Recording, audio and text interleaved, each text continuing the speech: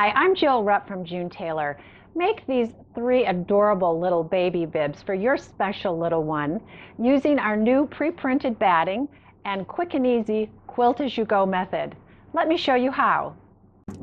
When you take the bibs out of the packaging, you're going to want to cut them apart into the 3 patterns, and you want to leave an extra 1/4 of an inch around each outside edge of the bib. So that will look like this.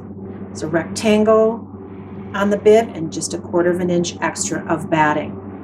Then what you're going to do is cut your backing 11 by 14, place it wrong side up, and on the wrong side of the batting you're going to spray with quilt basting spray so that we can adhere these 2 pieces together.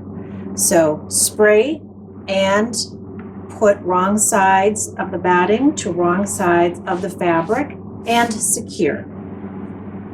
Next, we're going to sew all around the edge of the bib, just inside the blue marking. And it's good to use a contrasting color thread. In this case, we used red.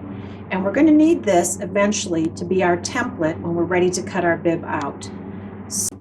Next, we're going to cut our fabrics according to the instructions. The bibs are fairly easy. Most of our shapes are rectangles or squares, but one bib does have equilateral triangles. So I'm going to show you how to cut those. You start out by cutting a rectangle strip 6 1/2 by 2 3/4. If you have an equilateral triangle ruler, you can use that and it's fairly easy.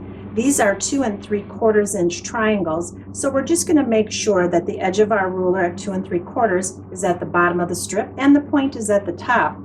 And then we'll go ahead and make our first cut, and then the ruler flips over like this. And again, we make sure that we're lining up the top point of the strip and the ruler, and we'll make our second cut, and that's how you get an equilateral triangle.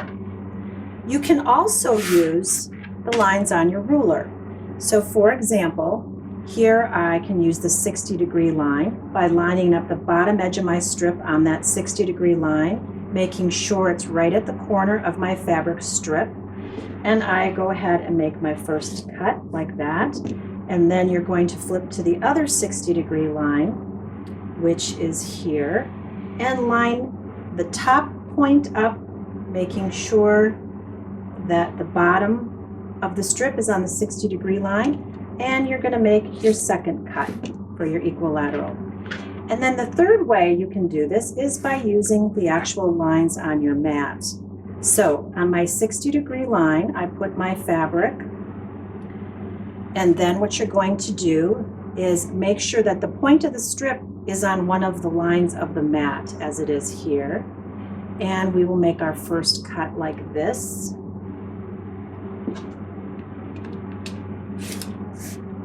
And then we're simply going to turn this so that the cut edge that we just did is on the 60-degree line, with our next point at an up and down line on the mat, and cut again. And that's the third way you can make your equilateral triangles. Now the fun begins. Let's take piece number 1, as you see here, and our first equilateral triangle, and you're going to place it right inside the lines that say piece 1. If you want to pin this in place, you can. Next, take piece 2, right sides exactly together like this. And you're going to sew in a 1/4 inch seam allowance on here. And I'm going to show you that next. So here was my piecing, sewed in a 1/4 inch. Flip it open and finger press. Never use your iron, finger press it open. Next is piece 3. I'm going to take that, line it up right sides together with piece 2 like this, and I'm going to sew in a 1/4 inch seam allowance. I've got that done, and that's what this looks like. This is sewn here. Then we're going to continue on with piece 4 and 5. Piece 6, I would go right sides together like this and sew in a 1/4 inch, flip it open, and finger press those seam allowances open. Once I have my whole row of equilaterals done, I'm going to be on piece 10. That's a rectangle strip, right sides together like this. You can see it's lining up on the edges. I'm going to sew that in a 1/4 inch seam allowance, flip it down and finger press. Continue on in this same manner until everything is sewn. Our last piece is 13, which is this piece. We're going to lay it over the top, sew in a 1/4 inch, and we're going to flip that up and finger press that seam open. With the bib top complete, we're now going to pin the 4 corners. You want to pin on the inside of the template or red stitching line, so a fair distance from the corner, and that'll keep all these layers secure until we can cut the actual bib pattern out. So 1 pin in each corner. Then we're going to turn it over, and we are going to cut around the edge of the template or red stitching line on the outer edge, just outside that red stitching line, and that will look like this. Our bib shape is easily visible now. And then we're going to sew the hook and loop tape, 1 to the back and 1 to the front side. Turn our bib over, and we're ready for binding. Because of all the curves in the bib, we're going to need binding that is stretchy, so it has to be cut on the bias. You're going to need a total of 60 inches of binding, and it needs to be 1.5 inches wide. So cut on the diagonal of your fabric 1.5 inches, and then take all those strips, and to secure them, you're going to right sides together like this. You're going to line up the points at the edge of each 45 so that it creates somewhat of a square like this. And then you're going to actually sew from corner to corner, and that looks like this. This is our sewing line right here. You can go ahead and draw a line if it's easier for you. Sew right on that line. And then when you press that open, you can trim the seam, press it open. You've got your pieces of binding connected. And we want 60 inches of this total. With our 60-inch binding strip ready, we're actually going to cut this so we have a straight edge to begin. And we're going to press this under a 1/4 inch. So my roll of binding now looks like this with the edge pressed under. Now we're going to take right sides together, start about the middle on the bottom edge, and begin to sew in a 1/4 inch seam allowance over our fold, 1/4 inch. And as you sew, you're going to position your binding and continue sewing in a 1/4 inch seam allowance. The bias will make it very easy to sew and do those corners. And you're going to continue to sew all the way around the edge of your bib.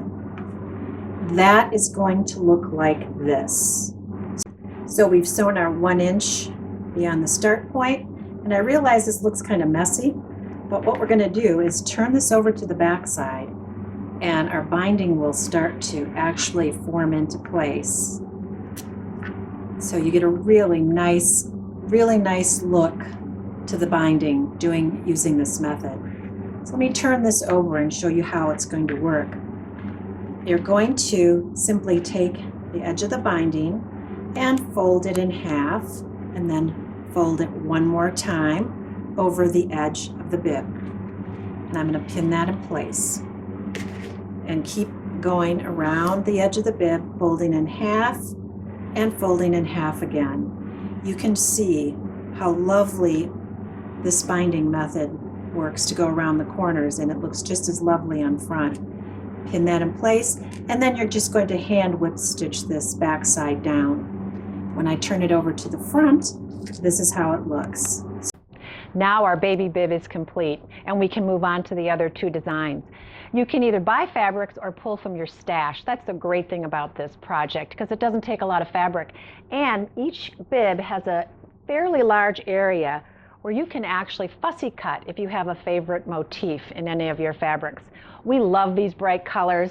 Here's a few more examples of very brightly colored bibs that are perfect, and they hide some of the little food spills that's inevitable to happen with our little ones. And then this is one of my favorite easy to sew designs. And if you like pastels, it's just as fun and cute with lighter fabrics as well. And here's our equilateral design again. So enjoy making a special bib for your special little one.